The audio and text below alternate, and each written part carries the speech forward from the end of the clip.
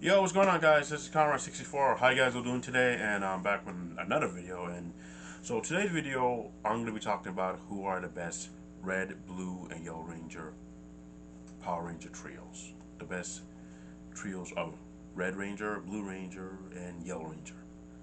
So this comes down to like five teams, five trios. Shane, Tori, and Dustin from Ninja Storm, Connor, Ethan, and Kara from Dino Thunder, Casey, Lily, and Theo from Jungle Fury, Scott, Flynn, and Summer from RPM, and lastly and finally, Devin, Robbie, and Zoe from Beast Morphers. Now I'm gonna talk about each of the each of these five teams separately. Talk about their interaction, their relationship, different stuff like that, and you know, and talk about see between the chemistry between each each of these each of these teams, and see which one of them are the best trio. And I might get into other stuff, and I might probably miss other stuff, but you can feel free to let me know in the comment section below. So yeah, so let's get on with this. So first off, we're gonna talk about Shane, Tori, and Dustin from Ninja Storm. Go Power Rangers, go Ninja Storm, let's go! I freaking love Ninja Storm. So Shane, Tori, and Dustin from Ninja Storm, the three of them, they started off as like you know, not the best students at the Wind Ninja Academy. They didn't do great. They were always like late all the time, and yeah, they were kind of somewhat screw ups. At the beginning, but but eventually them being late, pretty much kind of saved them because was really pretty much a good thing because if they weren't late, they probably would have been catching like all the other ninja students at the Wind Ninja Academy, being captured by Lothor. So yeah, and we got Tori to thank for that because she decided to stop them and helped out. Like some people who were having trouble with their car. You go, Tori. Tori, blondes do have more fun. I used to have a massive crush on Tori when I was young, and I saw someone do. Sally Martin. She's a gorgeous angel. I've always loved blondes for a long time. Yeah, So if they didn't make it on time, they probably would have been catching like Lothar and the other students. But you know, thank God that didn't happen, or they wouldn't become Rangers. But back to the relationship between Shane, Tori, and Dustin. Like already off the bat, like we can see how close the three of them are and how they are pretty much the best of friends. And despite the fact they were kind of somewhat screw ups, they did kind of eventually gotten better over time, and the three of them would eventually become students at the end. I mean, teachers at the end of the series. And now in the second episode, like Shane, he did have trouble trying to get along, trying to work with Tori and Dustin, and he felt like that they weren't particularly taking the situation seriously and all, and he thought that they were just and he just thought it'd probably be better all it's probably better if I just do this myself, you know. But then later on, he eventually learned that they're a team and they need to work together. And sure, teammates are gonna have differences and stuff like that, and gonna have issues working together. But eventually they need to learn to work together. I mean, so that is, I guess that episode, was kind of similar to the Hurricane episode. But in the Hurricane episode, Hurricane Red felt like that Hurricane Blue and Hurricane Yellow weren't taking their jobs as Hurricane seriously, and so he felt like that he's the one who has to do this by himself. But it's kind of good how they adapted the episode and made it to Ninja Storm, how that Shane had trouble working with Tori and Dustin and felt like that they weren't all that serious. And I think that did kind of show a good message, showing you that teammates, despite the fact that they have issues, they need to work together. And like Kelly, when she talked to Shane and said, "Oh, you trust the people around you," yeah, that right there sent a good message. Unlike freaking Ninja Steel, where all the messages all yeah, Ninja Storm did a way better job. Most of these narrative seasons did a way better job of showing moral of the day episodes than freaking some of the Neo Swan seasons. I mean, Ninja Steel, like That one episode where the Red Ranger couldn't go on that like camping trip or field trip because he refused to tell the truth or something like that. Like something really kiddie, something that you see on like PBS Kids or something. Yeah, yeah, but overall, Shane Tori and Dustin, they were, they did had a great chemistry. Now, sure, between them, Tori did kind of seem to be like the more mature one. She, even though she got annoyed by Shane and Dustin's annoyance sometimes, but the three of them were just, just a great team. And sure, I mean, they didn't become like a team for long because eventually, Hunter and Blake, they eventually joined the team, and and then eventually later on Cam. So yeah. So I don't know if I have anything else to say about Shane, Tori, and Dustin, but they were a great trio. Now moving on to Dino Thunder with Connor, Ethan, and Kara. So the one of the interesting things about Connor, Ethan, and Kara is that how all three of them were extremely different from each other. Connor was the jock and a bit of a jerk, kind of full of himself. Ethan was the geek, the nerd, the techno whiz. And Kara was just like the loner, the somewhat goth girl, the one who just keeps to herself and doesn't say anything. Yeah, those type of people. Yeah, we seen those type of people a lot in high school. Like yeah, that jock guy, that guy who's a geek, who's always on the computer and stuff like that, and knows a lot of stuff. And yeah, that kind of goth girl, but not only a goth girl, but also that that girl who often keep to herself. And yeah, we see that type in a lot of movies, like Jeanette McCurdy's character in the Nickelodeon movie Swindle. Yeah, she was kind of like that. And like another one is like in the Jumanji movie, the one of the female leads, like the female girl who becomes the when she goes to Jumanji, she becomes the avatar of Karen. I forgot the lady who plays Nebula in the MCU. Her, that kind of those type of girls. And also, but also, yeah, it was just kind of fun and interesting how all three of them, Connor, Ethan, and Kara had nothing in common. They didn't know each other, and they seem like the last group of people who you expect to be together and be friends. And at first, when they first met, they didn't seem to be too connected with each other. But eventually, once they became Rangers, and then as the series go on, the three of them gained a really close bond. Connor did seem to act less of a jerk over time, and Ethan, he still was kind of his same self.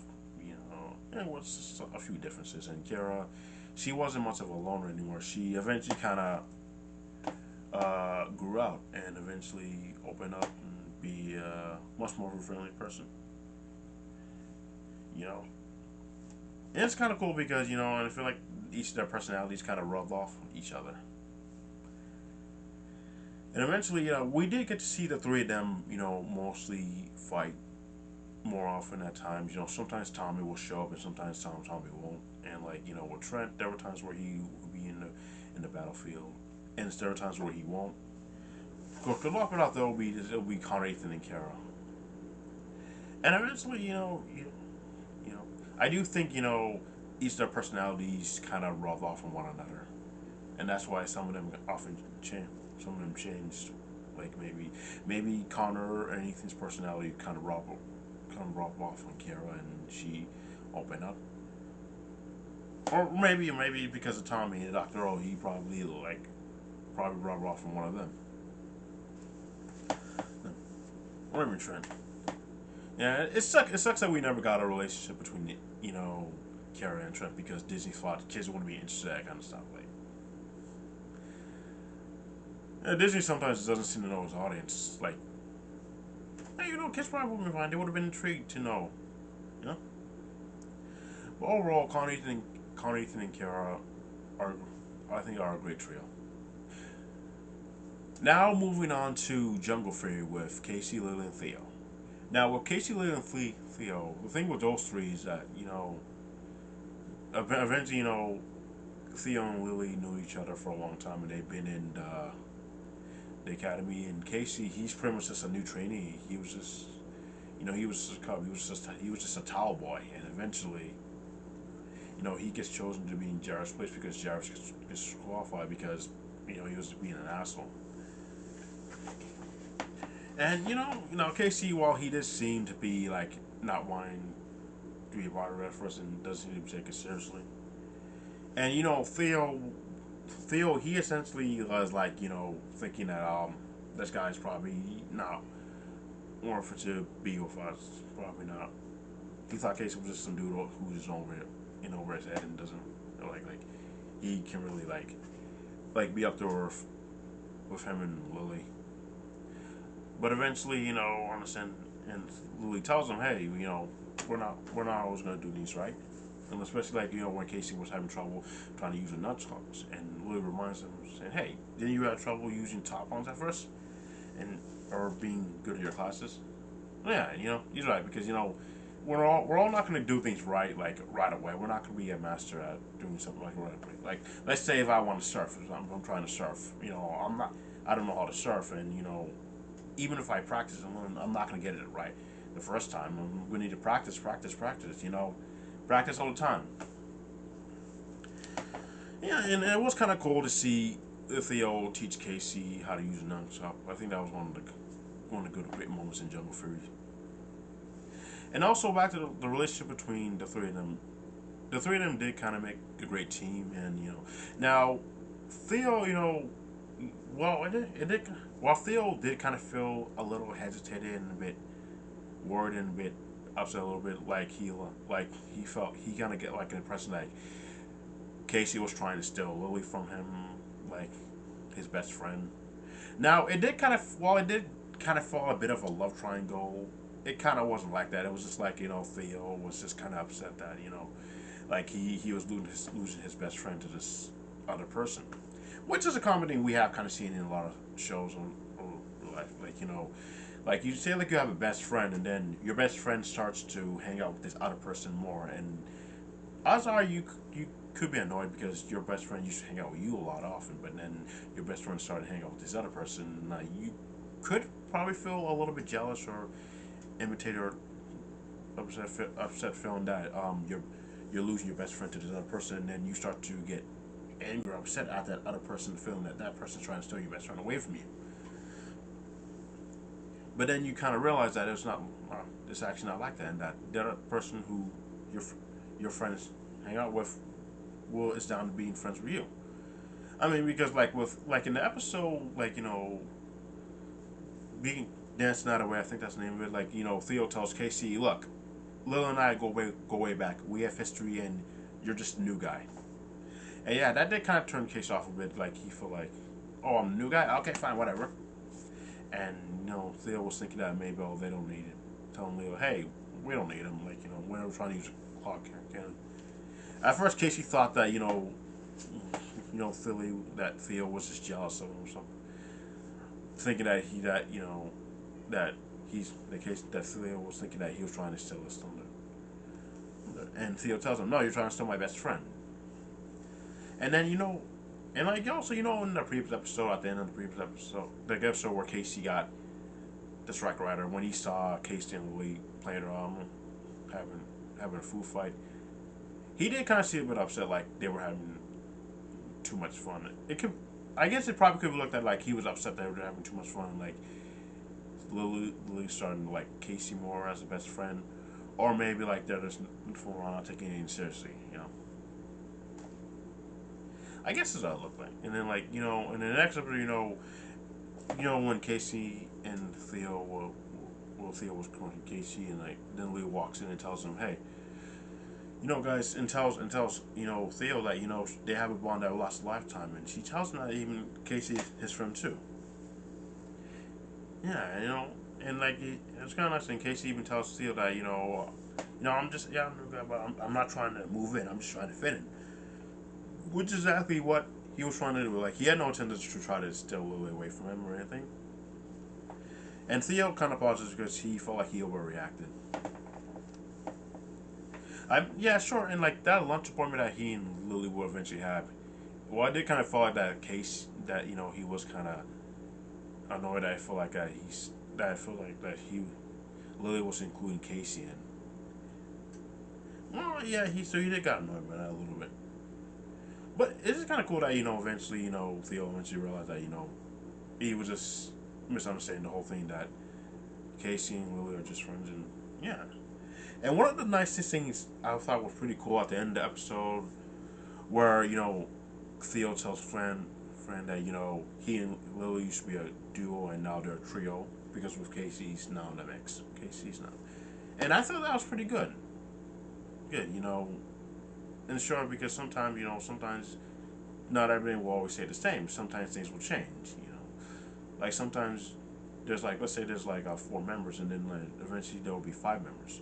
And like that's how Power Rangers always been. Like first there will be like a team of five, then there'll be later on a team of six or seven or whatever number, or remember how many Rangers there will be there. You know, but and I do think their relationship between the three of them was kind of great because you know, eventually like later on the two-parter Ghost of a Chance, how the three of them were starting to feel overconfident, and then RJ reminds them, hey, don't try not to be overconfident. And then eventually Daishi got stronger with the help of the, I think, the Phantom Beast or whatever they were, the Jellyfish monster, the chick, her, and those two like monsters. So they had to go to like the spirit world to get more training for more masters, and eventually they received the upgrade to Jungle Master mode. Yeah, and I think the relationship between the three of them were pretty great because they just kind of mess well together. And again, I did like what Theo said, how how they're a trio now because of Casey, and yeah. So and I gotta say they are a great trio indeed. And even so, you know, RJ, and even so, now eventually RJ joins the team in Dominic, and then we don't. Then it's kind of like it's mostly like all five of them fighting at the same time. And I guess there will be change. Will be every different once in a while, but eventually, it became a full five team. Yeah, because first, it was a duo, then it was a trio, then it was a quartet when RJ joined the team, and once Dominic joined, I'm not sure what the number is for five. I know single, duo, trio, and quartet, but anything else after that, no, I don't. But yeah, Casey, Lily, and Theo, they're a great team. Now moving on to Scott Flynn and Summer in RPM. To be frank honest, guys, we don't really get to see much of the interaction between the three of them because Dylan and Ziggy, they kind of joined the team like soon right away. I mean, I'm not gonna say like right away, but just pretty soon, like And even though like we don't see, sure, we never saw how Scott Flynn and Summer got accepted into RPM. How because like now we did got a flashback for each of the stories, how each of them kind of came to be. Like Scott, he was in the Air Force, I think that's what it's called, and he lost his brother during the Vengeance attack. Summer, she started off as a spoiled rich girl, and then after seeing how her spoiled rich friends abandoned her, and she started to see the other side of the coin and started to change her ways. And Flynn, he was someone who wanted to help people, be like a hero, and he kept screwing up. And during the Vengeance attacks, they got the chance to shine and like do something. Like Flynn got to save some people. Scott, yeah, he was in a fight against the Vengeance attack, but he got shot out the sky and he wasn't able to make it to back to court before the gates closed. And Summer, she decided to go out and get Scott and bring him back before the gates closed, and they got back just in time. So yeah, but other than that, in terms of relationship, I don't think we've seen the three of them interact with each other that much. Or if we did, it'll be like Ziggy and Dylan around. So yeah, so they weren't really much of a trio for very long, honestly. And even like with RPM and even with Go Onger, when both seasons were marketed, it was marketed as a five team. Sure, Black and Green, Green and Black, they came in later on. And we just started off with Red, Blue, and Yellow, but eventually, they didn't stay away for very long. Now, I didn't see Go On, so I don't know if it was like Red, Yellow, and Blue for like how many episodes. I don't know. But I assume Green and Black eventually joined much earlier on, like it is in RPM. So Scott, Summer, and Flynn, I guess, are an okay trio, but not much to say. I don't think there's really much to say. That's what I think. Yeah, and sure, the three of them did fought Vengex together during the finale, so that was something. Something. They fought against Vengex together. Like Dylan had to go save Tanaya, and Ziggy. I think it was with Dr. K. Well, I didn't. I don't remember that much from the final episode of RPM, so I might go back and check it out. Okay, so now we're gonna go on to Beast Morphers. So Beast Morphers with Devin, Robbie, and Zoe. And to be frankly honest, I didn't see that much of Beast Morphers. I only saw like maybe a couple clips. And to be frankly honest, now I think the chemistry between them is okay, but I don't feel like there was really much, honestly, because they kind of had those moral of the day type episodes. Beast Morphers had those moral of the day episodes like Ninja Steel, and I think Dino Fury had them too. So I don't really know.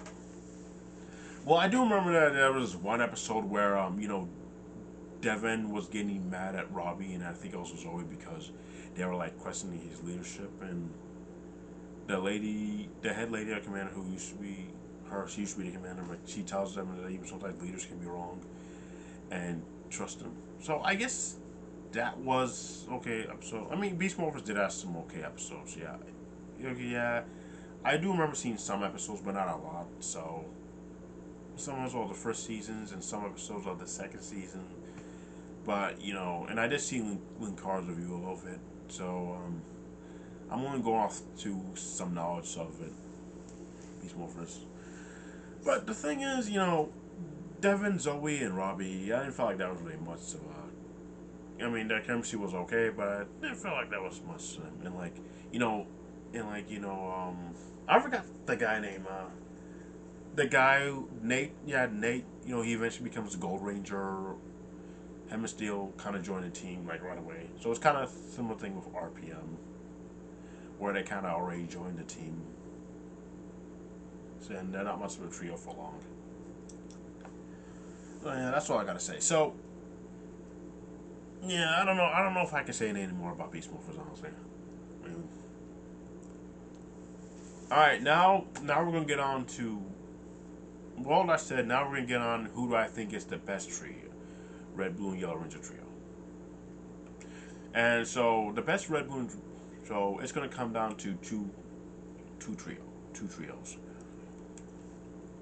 So we're gonna exclude Ninja Storm, RPM, and Beast Morphers because eventually with them they kind of suffered the same problem was like they have the members kind of join like somewhat right away. Okay, with Ninja Storm, I guess they didn't join. The Thunder Rangers didn't join like right away, so they got to see Shane Torre as a trio for often. But but during like the later seasons, like Alvarez all fighting together and stuff like that. And sure, Shane Torre and Dustin, they did have them all where they defeat Lothar at the end of the season, end of fun episode of Ninja Storm. So yes, that was something. And also with Jungle Fury, like, and Beast Morphers, like. But those seasons, and like I said, they suffered the same problem as like they have the extra Rangers and Sex Ranger like kind of join the team like right away, eventually. So it's gonna come down to Dino Thunder and Jungle Fury. Now I do think Jungle Fury kind of somewhat suffered the same problem as Ninja Storm, Ninja Storm, RPM, and Beast Morphers were. So I'm gonna say yeah, probably so. But so who are the best Red, Blue, and Yellow Ranger trio? Well, you know what? I'm gonna say Connor, Ethan, and Kara from Down of Thunder. There you go. And the reason why I say that because I feel like those three, we got to see those three hang out, be more of a trio more often. We saw them like hang out with each other like very often, a lot.